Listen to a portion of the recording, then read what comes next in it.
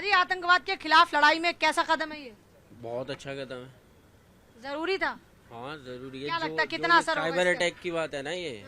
हाँ तो जो भी ये फ्रॉड कर रहे हैं तो आतंकवादी घोषित कर दीजिए। तो हाजी, अब साइबर क्राइम भी आतंकवाद? हाँ मैम, है तो आतंकवाद जरूरी है।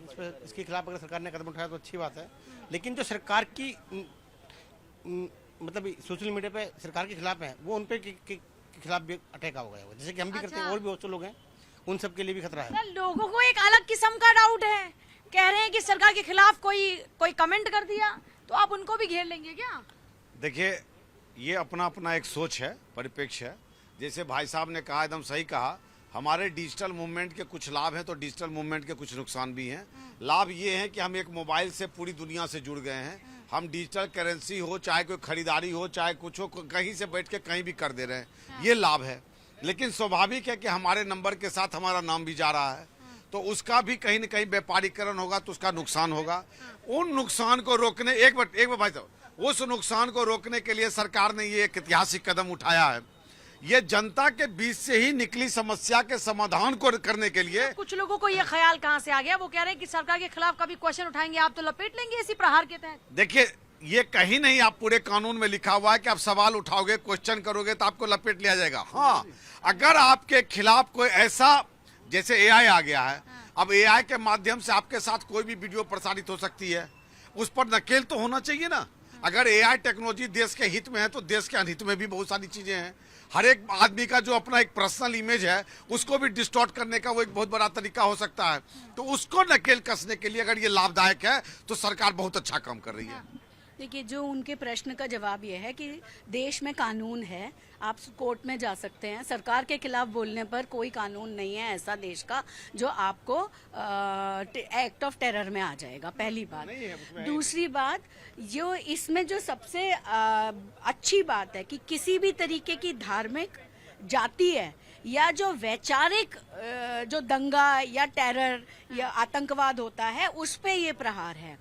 तो अब ये भी माना जाएगा कि ये जो भड़का कर की एक शोभा यात्रा निकल रही है, फिर एक व्हाट्सएप चला गया, एक वीडियो प्रसारित हो गया झूठा या कैसा भी, और उससे आके पथराव हो गया, बसे सरकार की संपत्ति का नाश कर दिया, इधर फूंक दिया, उधर फूंक दिया, उस पे भी लगाम लगेगी। इसमें एक वो है रिकवरी एंड रेजिलियंस कि जो आप कर रहे हो ना उसको भुगतोगे, उसकी रिकवरी आपसे ही ली जाएगी, समाज को इकट्ठा करके, और उसकी रिकवरी। अभी तक क्या था, मारो फूंको घर चले जाओ। सरकार तो कोर्ट ने भी कहा था कि जो जलाएगा उसी से वसूला।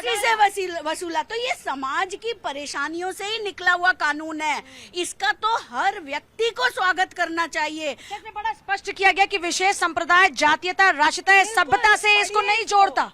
आतंकवाद को लेकर यहाँ स्पष्ट किया गया। बिल्कुल, आप उसको ढंग से पढ़िए। अभी क्या है कि ये कल ही आया है, लोगों ने इसको ढंग से पढ़ा नहीं है, इसलिए सवाल एक अफवाह जरूर फैल गई है पहले से। अफवाह तो देखिए यहाँ पे हर चीज की, अब इतने बड़े 26/11 हो गया, इन्होंने कुछ नहीं किया, उस पे नहीं बोलते। इतने आतंकवादी, दिल्ली में इतने बम ब्लास्ट हो गए, इन्होंने कुछ नहीं किया, उस पे नहीं बोलते। ये किस पे बोलते हैं? इनको असल में ये परेशानी है कि ये मोदी कैसे दुश्मनों के दांत खट्टे कर देता है, कैसे एयर स्ट्राइक करा देते हैं, कैसे वहां जाकर हमारी सेना बिना किसी नुकसान के मार के आ जाती है आतंकवादियों को, क्योंकि इन्होंने कभी कुछ किया ही नहीं कॉमन मैन के लिए। हमारे देश की बात है तो मोदी जी करेंगे, और ट्रम्प कौन होते हैं? ट्रम्प फैसला करने वाले कौन होते हैं? मोदी जी। ट्रम्प पे ज्यादा भरोसा है अपनी सेना पर? अपनी सेना पर भरोसा, अपने मोदी जी पे भरोसा है। पूजा जी, इनको अपने देश के प्रधानमंत्री पे भरोसा नहीं है, अपने सेना पे भरोसा नहीं है। लेकिन अगर ट्रम्प झूठ बोल दिया, चीन का प्रधानमंत्री झूठ बोल दिया तो वो सब कुछ बोल दिया। हिडनबर्ग में आया कि ये हो गया, अब फिर वही हिडनबर्ग जब इनके ऊपर मुकदमा जारी होता है, मानहानि का केस जारी होता है, तो कोर्ट में जाकर होते हैं कि मुझे गलती हो गई साहब माफ कर दीजिए। समझे ना? ये कहाँ तक क्या फैलाएंगे। देखिए मैडम, ये जिस ट्रम्प की बात कर रहे हैं वो ट्रम्प खुद अपने बयान से 10 बार पलट चुका है, 10 बार वही बयान दे चुका है। तो वो तो इनको डिसाइड करना है कि ये अपने देश के प्रधानमंत्री पे विश्वास करेंगे या किसी और देश के राष्ट्रपति पे विश्वास करेंगे। तो देशभक्ति मेरे हिसाब से सबसे पहले आनी चाहिए, राजनीति से भी ऊपर आनी चाहिए। तो यहाँ तो इनको ये दिखना चाहिए कि आप लोग उस ट्रम्प को यहाँ पे महिमा मंडित कर रहे हैं। हाँ, उसी का आप गुणगान गा रहे हैं, तो ये तो कहीं से राजनीति से ऊपर की चीजें है। तो देशभक्ति बिल्कुल हमारे देश में प्रधानमंत्री मोदी जी ने आज दिन तक जो कुछ किया है, इससे पहले भविष्य में, वर्तमान में और या भविष्य में आज दिन तक किसी नेता ने न किया है, ना कोई कर पाएगा। जो हमारे देश को जहाँ तक ले गए हैं, मोदी जी ले गए हैं, अभी तक किसी नेता ने ऐसा कुछ नहीं कर तो पाया। आप कह रहे हैं और नेता ने किसी ने कुछ काम ही नहीं किया? ये इटली वालों पर भरोसा करते हैं और किसी पे करते ही नहीं है, क्योंकि विदेशों पे ही भरोसा करें, पे इंडियन पे किसी पे भरोसा नहीं करेंगे ये लोग। इसलिए हाँ, एक सेकंड क्या? इस लड़के ने तो मेरा दिल जीत लिया भैया। कांग्रेस क्योंकि को वो आपकी बात नहीं नहीं नहीं नहीं, लग रहा है आपको कांग्रेस को मेड इन इटली साबित कर दिया। कांग्रेस देश की है ही नहीं। और आप कांग्रेस के इतिहास पढ़ लीजिए, ए.ओ. ह्यूम कहाँ के थे जो संस्थापक थे? ये तो इटली की पैदाइश है, तो इटली की बात कर रही है। एकदम सही बात। पूजा जी, सारे जहां से अच्छा हिंदुस्तान हमारा, सारे जहां से अच्छा मोदी जी हमारे, सारे जहां से अच्छा हिंदू मुस्लिम सिख ईसाई का प्यार मोहब्बत का एक नारा, हम एक हैं, एक रहेंगे। अब मैं ये कह रहा हूं कांग्रेस के मित्र से कहना चाहता हूं कि हमारे पड़ोसी जो मुल्क हैं, हमारे जो पड़ोसी मुल्क, इस तरह की धार्मिक अफवाह जो धार्मिक अफवाह फैलाएंगे तो यही इनके लिए कल को दिक्कत। करा रहे हैं आप। पूजा जी, हमारे पड़ोसी मुल्क जो हैं वो दुश्मन हमारे हैं। जो वहाँ बैठे आतंकी, उन्होंने अब मॉडल चेंज कर लिया है। वो साइबर के माध्यम से हमारे देश के नागरिकों को, अब देखा होगा, लाखों करोड़ों रुपए ठगी होती है। तो आज फंडिंग भी होती है, आज फंडिंग भी होती है। उसको रोकने के लिए एक कदम है। लेकिन मैं कहना चाहता हूँ आपके माध्यम से पूरी कांग्रेस को, राहुल गांधी जी को, कि पवित्र महीना चल रहा है, राम मंदिर जाएं और वहाँ कम से कम एक हफ्ते का हवन करें और मन को शांत करें और देश के लिए अच्छा सोचें, देशवासियों के लिए अच्छा सोचें और देश के नागरिकों के लिए अच्छा सोचें। तो ये कम से कम सद्बुद्धि आएगी। अब भूल जाओ, अब देश ने आपको नकारना शुरू कर दिया है। कल ऐसा ना हो कि कांग्रेस यहाँ पर जीरो हो जाए और इतिहास पन्ने में आ जाए कि इंदिरा गांधी, स्वर्गीय इंदिरा गांधी कौन थी, जवाहरलाल नेहरू कौन थे, राजीव गांधी कौन थे। ये इतिहास कैसे मिट जाएगा? नहीं मिटेगा, नहीं, पन्ने पर रह जाए केवल। हम चाहते हैं कांग्रेस जीवित रहे। हम चाहते हैं, सुनो पूजा जी एक मिनट, मैं पसमंदा समाज का राष्ट्रीय अध्यक्ष हूँ। मैं चाहता हूँ देश का मुसलमान कि कांग्रेस जीवित रहे, लेकिन जीवित रहे संस्कार के साथ, संस्कृति के साथ, प्यार मोहब्बत के साथ, एकता के साथ और देश को मजबूत करने के साथ जीवित रहे। तो आपको क्यों लगता है कि कांग्रेस तोड़ने की बात करती है?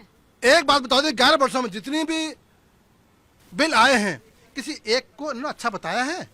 चाहे वो यूसीसी हो, चाहे एनआरसी हो, चाहे तिब्बत तलाक हो, जबकि वो हमारा मुद्दा है, इनका मुद्दा नहीं है। तिब्बत तलाक हो और आज ये प्रहार का, आज प्रहार क्या यूसीसी आना चाहिए? खड़ी है एनआरसी लॉ, कांग्रेस साथ खड़ी है। सब आप तो क्या लाए, आप क्या लाए, आप किसके पक्ष से हो? हम हाँ? अरे देश में हिस्सा है हमारी वोट, हम सरकार बनाते हैं, सरकार बिगाड़ते हैं। हमने आपको बनाया था, आपको बिगाड़ दिया।